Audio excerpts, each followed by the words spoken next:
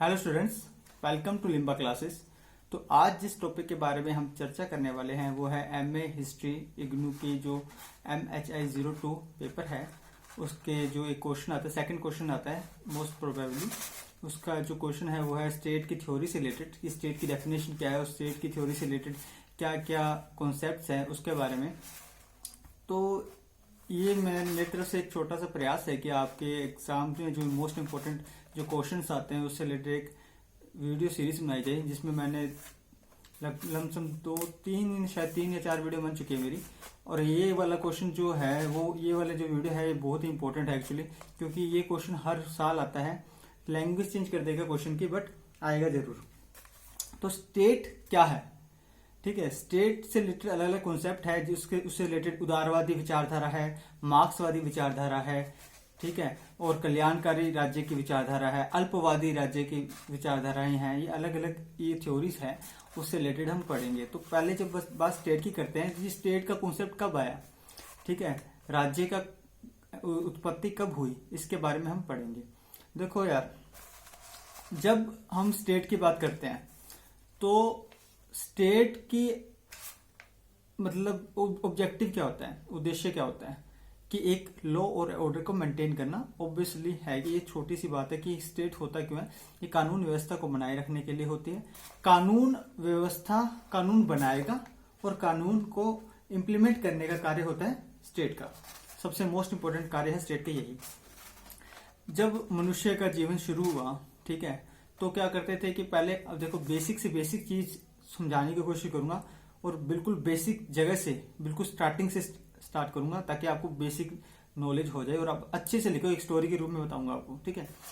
मनुष्य जब पैदा हुआ तो अब उसके बाद उसके विकास के क्रम में हम देखते हैं कि अब इंसान क्या, पहले तो जैसे प्रकृति के ऊपर निर्भर था, लेकिन जब बाद में उसने प्रोडक्शन करना सीख लिया, उत्पादन करना सीख लिया, तो फिर वो उत्पादन करने लगा, फिर वो उत्पादन खुद करने लगा और खुद के लिए खाना बनाने लगा। मतलब उसने उत्पादन किया, फसलें उगाई और खुद खाने लगा। फिर उसने कहा यार उत्पादन अब कर ही रहे हैं, उसके बाद जैसे जैसे टाइम बढ़ रहा था वैसे वैसे टेक्नोलॉजी का डेवलपमेंट हो रहा है, तकनीक का विकास हो रहा है। फिर लोहे वाली जो चीजें आने लगी, ठीक है, लोहे के हथियार यूज होने लगे। पहले पत्थर था, पत्थर से उसको तीखे करके शार्प करके प्रोडक्शन में यूज करते थे। फिर धीरे धीरे आगे हम क्रम जो विकास हो रहा है, तकनीक का विकास हो रहा है, तो लोहे की औजार आने लगे, ठीक है। फिर उन्होंने लोहे से जब प्रोडक्शन, लोहा जब आएगा तो प्रोडक्शन हो जाएगा, एकदम से पीक होगा, ठीक है, हाइक करेगा। प्रोडक्शन अब ज्यादा होने लगा, प्रोडक्शन ज्यादा होने लगा तो खुद के लिए तो अपने कर ही नहीं है, ठीक है। अब ज्यादा होने लगा तो हम एक्सपोर्ट, अधिशेष उत्पादन होने लगा तो लोगों के लिए करने लगे।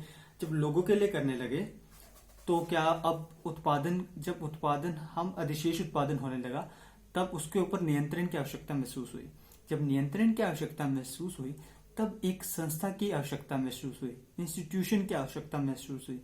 तो फिर इंस्टीट्यूशन वही स्टेट हुआ। तो स्टेट रेगुलेट करने का काम करता है, कानून बनाने का काम करता है, कानून को इम्प्लीमेंट हो रहा है, क्रियान्वित हो रहा है, उसको देखने का काम करता है। और जो सबसे प्रमुख जो माना जाता है वो यही है कि कानून बनाएगा और कानून का नियमन करेगा। मतलब व्यवस्था जो है उसको रेगुलेट, वो सही ढंग से चल रही है, उसी से रिलेटेड है। अब मैं जब आपको नॉर्मल लैंग्वेज में बता रहा हूँ, देखो ये एमए हिस्ट्री का इग्नू वाला जो है और आपके यूपीएससी में भी आता है, ये बहुत ही बेसिक से बेसिक चीजें हैं। तो मैं स्टेट जब बोल रहा हूँ तो आपके माइंड में स्टक करना चाहिए, ये यूपी और राजस्थान वाला स्टेट नहीं है। ये एक ऐसा इंस्टीट्यूट है जो कि ऑर्गेनाइज्ड है और जो कि पूरे जो लॉ और ऑर्डर को मेंटेन करता है, ठीक है। और जब हम कॉन्स्टिट्यूशन के संदर्भ में देखें तो स्टेट की डेफिनेशन क्या होती है कि एक पार्लियामेंट की जो लेजिस्लेटिव बॉडी होगी और एग्जीक्यूटिव बॉडी हो गया, ठीक है। स्टेट लेजिस्लेटिव जो होता है उसकी एग्जीक्यूटिव बॉडी और लेजिस्लेटिव बॉडी हो गया, लोकल बॉडीज हो गई, वो आर्टिकल 12 में मेंशन है, वो अलग कॉन्सेप्ट है। हर चीज का कॉन्सेप्ट क्लियर होना चाहिए माइंड में, बिल्कुल क्लियर, कि जो बात मैं पढ़ रहा हूँ और जो मतलब जो एक एक वर्ड जो पढ़ रहे हो ना उसका मतलब पता होना चाहिए, तभी आपके कॉन्सेप्ट बिल्कुल क्लियर होंगे, ठीक है। तो ये मैंने आपको पॉलिटी वाला तो ऐसे ही बेसिक नॉलेज के लिए बता दिया। जब मैं स्टेट की बात कर रहा हूँ तो यहाँ पे क्या है, लॉ और ऑर्डर मेंटेन करने के लिए है। तो फिर एक कॉन्सेप्ट आता है कि स्टेट के टाइप्स बहुत होते हैं, जैसे मैंने आपको बताया, उदारवादी होता है, मार्क्सवादी होता है, अल्पवादी राज्य होता है, ठीक है। तो अब उदारवादी राज्य में एक सबसे पहले एक हिस्टोरियन हुआ करते थे, उन्होंने एक कॉन्सेप्ट दिया था, उनका नाम था हॉब्स। उन्होंने कहा कि स्टेट लॉ और ऑर्डर को मेंटेन करने के लिए तो ठीक है, लेकिन कैसे संचालित कैसे होगा? कहते हैं कि अब उसने उसने बेसिक से बेसिक बात, जब बात बेसिक करे ना तो कोई कॉन्सेप्ट ऐसे नहीं आता, बिल्कुल बेसिक चीजों से आता है। वो कहता है कि जो मनुष्य है वो स्वभाव में होता है लालची। ठीक है, आप खुद सोचो, इंसान क्या होता है? लालची होता है। इंसान चाहता है कि ज्यादा से ज्यादा जो शक्ति हो ना मेरे पास हो, ठीक है, ज्यादा से ज्यादा उत्पादन की बात करता है। जब प्रोडक्शन ज्यादा हो रहा है, सिंपल, जब इंसान अमीर बनना चाहता है, आप सिंपल सी बात सोचो, अमीर क्यों बनना चाहता है? कहते हैं मेरे पास पावर हो, मेरे पास पावर होगी। पावर सारे लड़ाई किस चक्कर की? पावर की तो है लड़ाई, शक्ति के संकेंद्रण की तो है। अमीर लोग अमीर हो रहे हैं और गरीब लोग और गरीब हो रहे हैं। ये जो खाई बढ़ क्यों रही है? क्योंकि भौतिक संसाधन है, वो उसका केंद्रीकरण हो रहा है कुछ लोगों के हाथ में। मतलब कुछ लोग के पास इतनी ज्यादा प्रॉपर्टी है, बहुत अमीर है, और कुछ बिल्कुल ही गरीब है। ऐसे एक रिपोर्ट के अकॉर्डिंग, ऑक्सफैम की एक रिपोर्ट है, उसके अकॉर्डिंग 1% लोगों के पास आई थिंक 58% पैसा था। वो ये पुरानी रिपोर्ट थी, अब और बढ़ गया ये, क्योंकि इनइक्वालिटी बढ़ती जा रही है। ठीक है, 20% लोगों के पास 80% पूरी करेंसी है, मनी है। क्या मतलब है इस चीज का? इनइक्वालिटी बढ़ रही है। क्यों? क्योंकि रिसोर्सेज का सेंट्रलाइजेशन हो रहा है। जब रिसोर्स, सारे पैसे मेरे पास है, ठीक है, सारे पैसे एक व्यक्ति के पास है, तो लड़ाई होगी ना। तो यही तो बात है। स्टेट ये कहता है कि अब व्यक्ति को क्या करना चाहिए? अब लालची होता है तो लड़ाई झगड़ा ना हो, क्योंकि लड़ाई झगड़ा होगा ना, जब केंद्रीकरण हो जाएगा तब लड़ाई झगड़ा होगा। लड़ाई झगड़े को रोकने के लिए, ठीक है, मतलब लॉ और ऑर्डर को मेंटेन करने के लिए होना चाहिए। और इन्होंने कहा कि जो व्यक्ति है उसने क्या किया कि जो उसने अपने राइट्स हैं एक जो ग्रुप्स ऑफ जो पीपल है उसको दे दिया। मतलब मैंने अपने राइट दे दिए, कुछ लोगों के बनाए हुए ग्रुप को मैंने दे दिए। अब वो ही जाने सारा काम, वही मेरे अधिकार की रक्षा करेगा, वही मेरी संपत्ति की रक्षा करेगा। ये होप्स का कॉन्सेप्ट था। लेकिन होप्स ने कहा कि जो सारे के सारे राइट्स दे दिए हमने, वर्ड पे जाओ, राइट्स, मैंने अपने अधिकार राज्य को दे दिए। जब अधिकार राज्य को दे दिए, राज्य के पास खुद के पास पावर आ गई। खुद की पावर तो थी और व्यक्तियों ने सरेंडर कर दिया कि भाई साहब आप मेरे भी राइट ले लो। तो अब ये हो गया राज्य शक्तिशाली। जब राज्य शक्तिशाली होगा तब राज्य होगा निरंकुश, और जब राज्य निरंकुश होगा तब होगी तानाशाह प्रवृत्ति। जैसे कि नॉर्थ कोरिया में है। नॉर्थ कोरिया में क्या है? तानाशाह है, क्योंकि जो शक्ति का केंद्र जब एक व्यक्ति के हाथ में आ जाए तो होता है तानाशाही प्रवृत्ति। ठीक है, तो ये होप्स की थ्योरी थी। और होप्स की थ्योरी में आपको जैसे मैंने बता दिया, सर्वसत्तावादी राज्य ये भी हो गया, निरंकुशवादी, ये सब सब सब मैंने बता दिया। और इसमें एक था कि इस कॉन्सेप्ट में एक कॉन्फ्लिक्शन आता है कि जब मनुष्य के द्वारा, क्योंकि हम एक व्यक्तियों ने, हम व्यक्ति हैं, ठीक है, हम हमारे बहुत सारे जैसे लोग हैं और हमने ही खुद से ही दे दिया पावर। ठीक है, हमने चुने एक सरकार और हमने उसी को दे दी, और सरकार ऐसी होगी कि निरंकुश होगी। सारी पावर एक व्यक्ति के हाथ में आएगा तो निरंकुश हो जाएगी। एक तरफ तो सरकार चुनने की बात भी हम कर रहे हैं, ठीक है, हमने ही स्टेट बनाया, और सरकार, और मतलब सरकार कह रहा हूं तो मतलब राज्य के सोचो आप, चुना मैंने पावर दी है, और वो खुद ही मतलब पावर भी उसको दे रहा हूं, लेकिन वो खुद क्या बन गया? निरंकुश बन गया। तानाशाही प्रवृत्ति दिखाता है। ये होप्स का कॉन्सेप्ट था। फिर एक बहुत ही बेहतरीन हिस्टोरियन आई, लॉक नाम था उनका। ठीक है, हिस्टोरियन कह रहा हूं मतलब एक थिंकर्स थे, थिंकर्स की थ्योरीज है। तो लॉक आया, उन्होंने कहा भाई साहब ऐसे तो नहीं चलेगा। जब पावर्स दे रहा है व्यक्ति, इंडिविजुअल पावर दे रहा है ग्रुप ऑफ इंडिविजुअल्स को, ठीक है, एक व्यक्ति दे रहा है व्यक्ति के समुदाय को, तो फिर वो निरंकुश कैसे हो सकता है यार? मैंने अपनी मर्जी से अपने दी है ना पावर, लेकिन कहता है वो अधिकार नहीं देते। वो कहता है कि हमारे अधिकारों की रक्षा करो। मैं अपने राइट नहीं दे रहा स्टेट को, मैं कह रहा हूं सर आप मेरे कुछ राइट्स है, आप मेरे राइट्स को प्रोटेक्ट करो। ठीक है, मैं ये कह रहा हूं। जबकि होप्स कह रहा था कि वो राइट्स दे रहे हैं, ये राइट्स नहीं दे रहे। राइट्स के नाम पे क्या कह रहे हैं कि राइट्स के लिए गारंटी, मतलब आप राइट्स की गारंटी दो मेरे को, ठीक है, आप मेरे राइट्स को प्रोटेक्ट करो, कंजर्व करो, ये कह रहा है। ठीक है, तो ये लॉक की थ्योरी थी। कहते जब मैं चुन रहा हूं, जब व्यक्ति चुन रहे हैं व्यक्ति के समूह को, ठीक है, तो फिर वो निरंकुश तो हो ही नहीं सकता। बस यही इसका पूरा सार है लॉक की थ्योरी का। जब व्यक्ति के द्वारा चुना जा रहा है, व्यक्ति के समुदाय को अधिकार नहीं दे रहा, अधिकार की गारंटी के लिए कह रहा है, ठीक है, ये वो मांग कर रहे हैं कि सर आप मेरे अधिकार की रक्षा करो, आप जो लॉ और ऑर्डर बनाओगे हम लोग उसका क्या करेंगे? पालन करेंगे। ये कह रहा था लोक। तो उसके बाद जब बात आती है लोक की, तो लोक ने ये वाली थ्योरी दी थी, ठीक है। लोक ने उदारवादी, जो रियल में जो उदारवादी है थ्योरी, उसको अच्छे से समझाया। तब प्रतिनिधिमूलक सरकार की बातें, प्रतिनिधिमूलक राज्य की बातें, प्रतिनिधि मतलब रिप्रेजेंटेटिव जो है हमारे इंडिया में क्या है, हम चुनते हैं किसको, जैसे हम लोकसभा के इलेक्शन होते हैं, राज्यसभा के इलेक्शन होते हैं।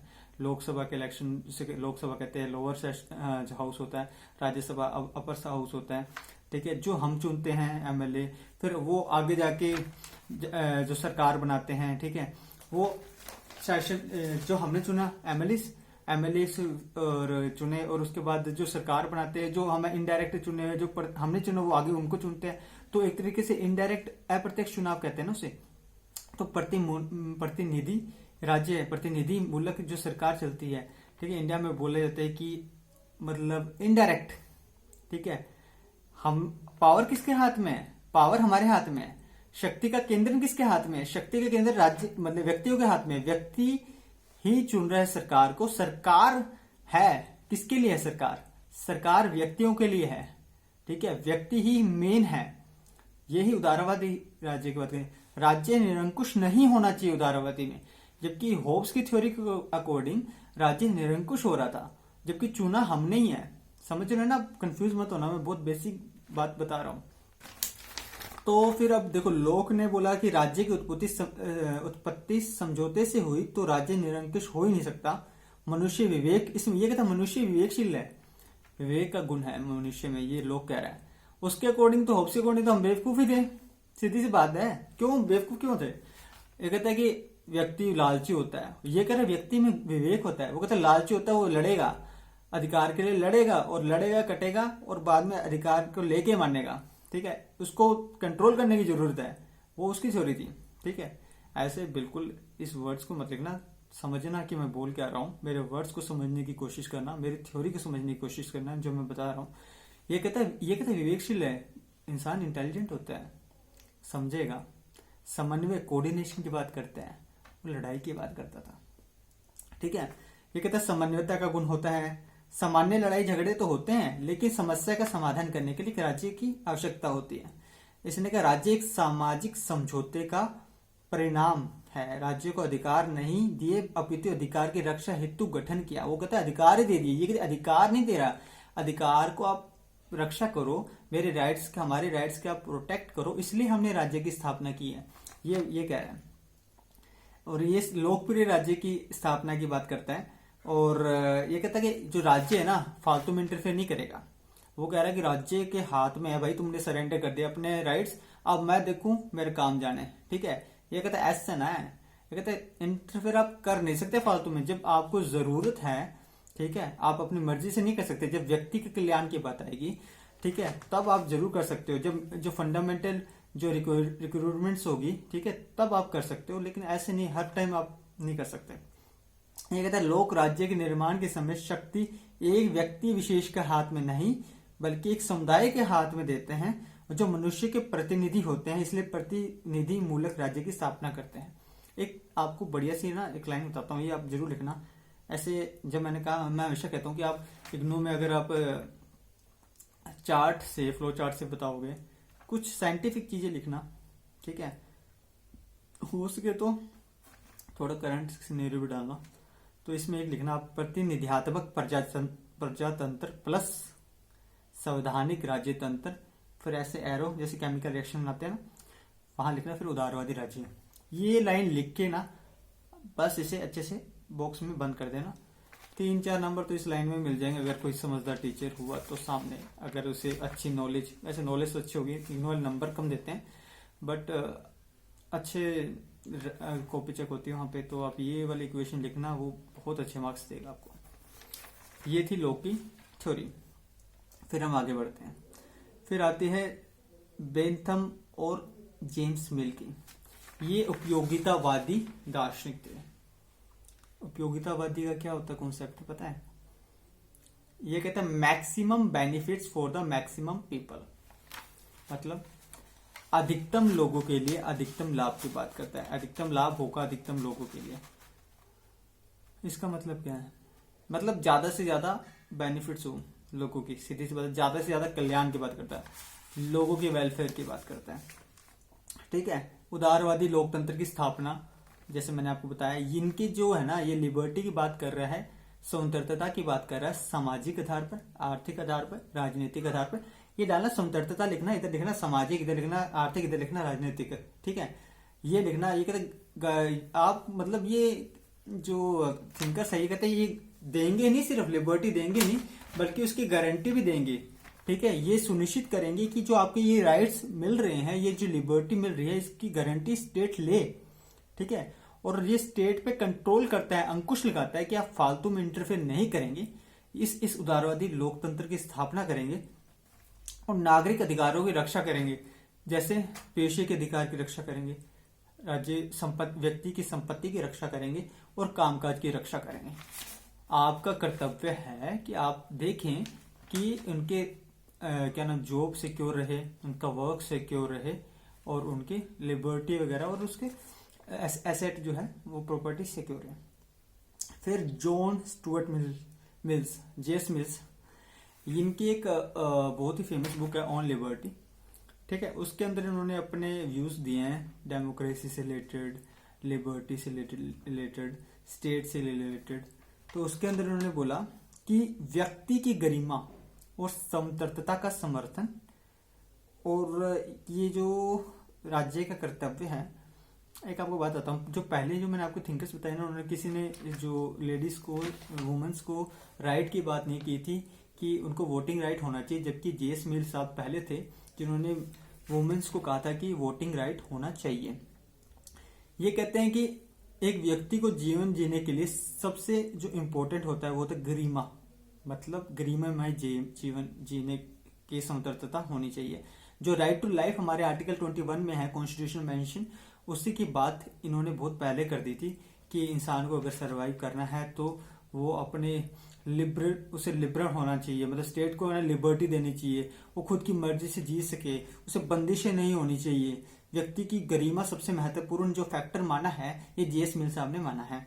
ठीक है, और स्वतंत्रता का समर्थन मैंने बता दिया, और इन्होंने वुमेन्स को वोटिंग का भी बता दिया मैंने आपको।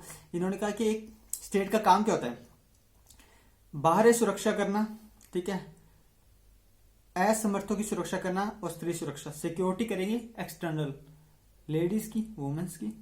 ठीक है, और जो वीकर सेक्शन है उनकी हेल्प करना। इनका क्या मतलब है, स्टेट देखें कि कोई बाहरी शक्ति राज्य पे कोई आक्रमण ना करे, मतलब एक्सटर्नल एग्रेशन से बचाने के लिए स्टेट की ड्यूटी है। वुमेन की सेफ्टी ड्यूटी है, और जो वीकर सेक्शन है उनके सोशो इकोनॉमिक और वेलफेयर स्टेट की ड्यूटी है। ये स्टेट की ड्यूटी है। इंडिविजुअल की राइट का प्रोटेक्ट करना स्टेट की ड्यूटी है। इंडिविजुअल अपने स्टेट में अच्छे से रह सके, सरवाइव कर सके, ये स्टेट की ड्यूटी है। फिर एक रूसो था, उसकी जो बुक थी सोशल कॉन्ट्रैक्ट, उसमें उसने डायरेक्ट डेमोक्रेसी की बात की है। ठीक है, उन्होंने कहा कि सामान्य इच्छा का सिद्धांत है, एक जनरल विल थ्योरी है रूसो की।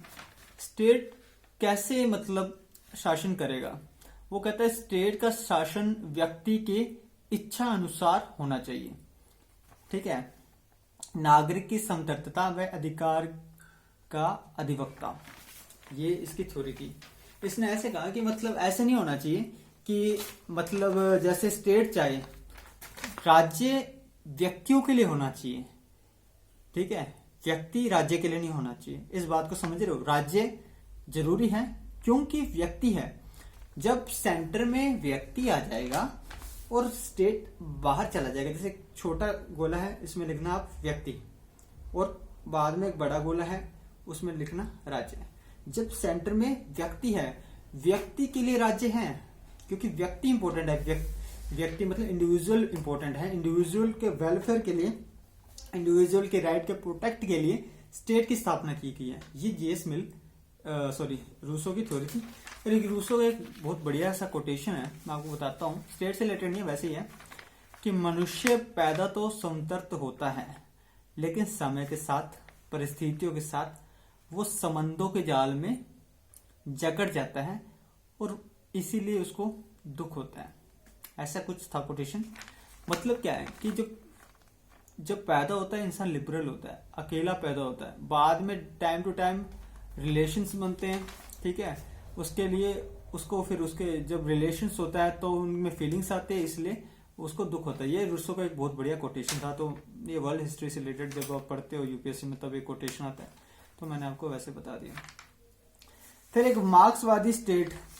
मार्क्सवाद क्या कहता था? मार्क्स बहुत, कार्ल मार्क्स बहुत ही जाने माने थिंकर्स हैं, हिस्टोरियन हैं, ठीक है। उन्होंने कहा था कि देखो जब कॉन्फ्लिक्शन होगा, ये वर्ग विभाजन की बात करते हैं, ठीक है। कहता कि ये इनकी थ्योरी थी कि जो अमीर लोग हैं ना वो और अमीर हो रहे हैं, एक तरीके से सिंपल लैंग्वेज में बताता हूँ, गरीब लोग और गरीब हो रहे हैं। क्यों? क्योंकि जो रिसोर्सेस हैं, भौतिक संसाधनों का संकेंद्रण कुछ ही लोगों के हाथ में हो गया है, इसलिए। तो उन्होंने कहा एक टाइम आएगा जब सर्वहारा ग्रुप और बुर्जुआ वर्गों की बात करते हैं, जो गरीब लोग हैं, ठीक है, वो आवाज उठाएंगे, क्रांति करेंगे, और जो कुछ लोगों के हाथ में रिसोर्सेज है जो उनके खिलाफ खड़े होंगे, उनसे लड़ेंगे और लास्ट में खुद के हाथ में शासन को स्थापित कर लेंगे। सर्वहारा बुर्जुआ वर्ग संघर्ष की बात करते हैं कार्ल मार्क्स का। एक इनका कोटेशन है कि मजदूरों खड़े हो और अपने अधिकारों के लिए लड़ो।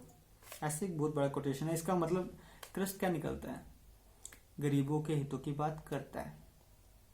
यहाँ पे समन्वयता की बात नहीं करी, यहाँ कहते हैं वर्ग संघर्ष जरूरी है, वर्ग संघर्ष होगा। क्योंकि ये कहता है कि अमीर लोग सीधे तो अपने संपत्ति नहीं दे सकते ना, कि भाई तुम अब मेरे पास इतने करोड़ों की संपत्ति है और मैं तुम्हें दान में दे रहा हूँ, ऐसे नहीं हो सकता, ऐसे कभी होगा भी नहीं। इसके अकॉर्डिंग, कार्ल मार्क्स के अकॉर्डिंग कहते हैं कि जब वर्ग संघर्ष होगा, जब गरीब तबके के लोग, पिछड़े तबके के लोग लड़ेंगे और अपने अधिकारों की मांग करेंगे, तभी उनको अधिकार प्राप्त होगा। इसलिए वर्ग संघर्ष जरूरी है अगर जो गरीब तबके के लोगों के हाथ में सत्ता लानी है। और जब वो कहते हैं संघर्ष होगा तो ऑब्वियसली जीतेगा जो गरीब तबका, पिछले वर्ग का तबका जीतेगा और उसके हाथ में आएगा फिर राज्य है, फिर वो अपने हिसाब से शासन करेगा। ये मार्क्सवादी थ्योरी है। तो मैंने बताया वर्ग विभाजन की बात करता है, समस्त सत्ता जनता के हाथ में, जनता के हाथ में बात कर रहा है ये, ठीक है। उत्पादन के साधन में कहता है कि समाज का आधिपत्य को स्वीकार करता है, और वर्ग के मतलब वर्ग जो अमीर वर्ग या कोई भी पर्टिकुलर वर्ग विशेष की बात कह रहा है उसको नकारता है। ये इतना सा आपको पता होना चाहिए। फिर एक वेलफेयर स्टेट की थ्योरी आती है, कल्याणकारी राज्य। कल्याणकारी राज्य में जब समाज का कल्याण महत्वपूर्ण हो जाए, ठीक है।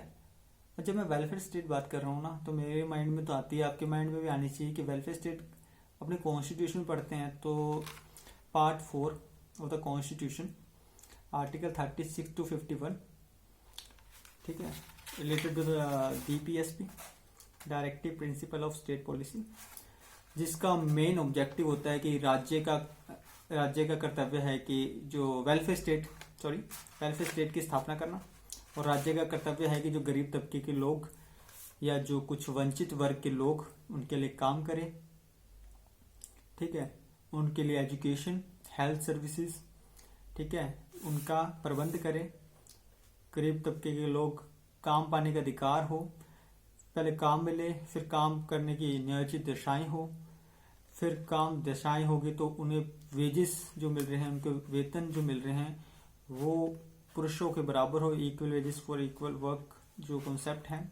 एक यूसीसी होना चाहिए, वाइल्ड लाइफ प्रोटेक्ट करना चाहिए, और जो रिसोर्सेज का जो सेंट्रलाइजेशन ना हो, सबको मिले रिसोर्सेज।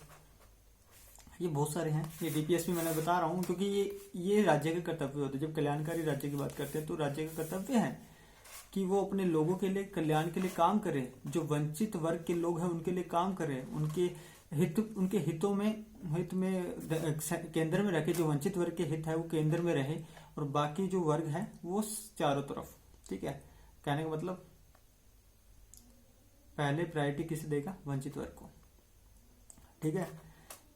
और कानूनी सहायता दे, ये भी हमारा है कि free legal aid to the poor, ठीक है, कि जो निशुल्क कानूनी सहायता मिले वंचित वर्ग को, क्योंकि कोई भी न्याय से सिर्फ इसीलिए वंचित नहीं रह जाना चाहिए क्योंकि वो गरीब है। तो कल्याणकारी राज्य की स्थापना का जो मुख्य उद्देश्य जो है वो होता है सामाजिक और आर्थिक लोकतंत्र की स्थापना करना। कल्याणकारी राज्य का जो मतलब है कि कल्याण करना है राज्य का एक तरीके से, ठीक है, तोड़ के बता रहा हूँ, ये मतलब नहीं है, मैं सोच रहा हूँ कल्याण करना राज्य का। कल्याणकारी राज्य का मतलब है कि वंचितों के लिए काम करना है, सेंट्रलाइजेशन जो हो रहा है रिसोर्सेज का उसे डिसेंट्रलाइज करना है, ठीक है। बस यही वेलफेयर स्टेट है, उस सभी को मतलब वो कर सकता है। फिर एक रिपोर्ट में बताता हूँ कि टी.एच. ग्रीन एक थे, उन्होंने सर्वप्रथम कल्याणकारी राज्य की स्थापना का कॉन्सेप्ट दिया था। राज्य उन गतिविधियों पर रोक लगा सकती है जो समाज के कमजोर वर्ग के हित में नहीं हो।